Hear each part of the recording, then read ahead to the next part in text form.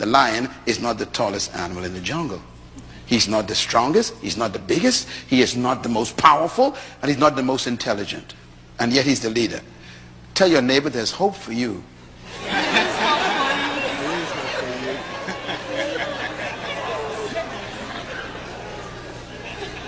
What the lion has done is he has canceled all of your excuses for not being a leader.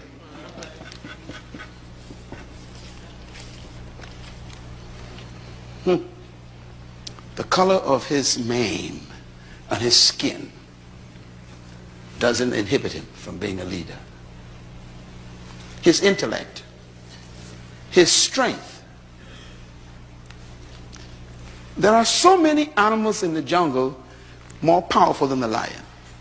Stronger, taller, bigger, more intelligent. And yet the lion eats all of them for lunch.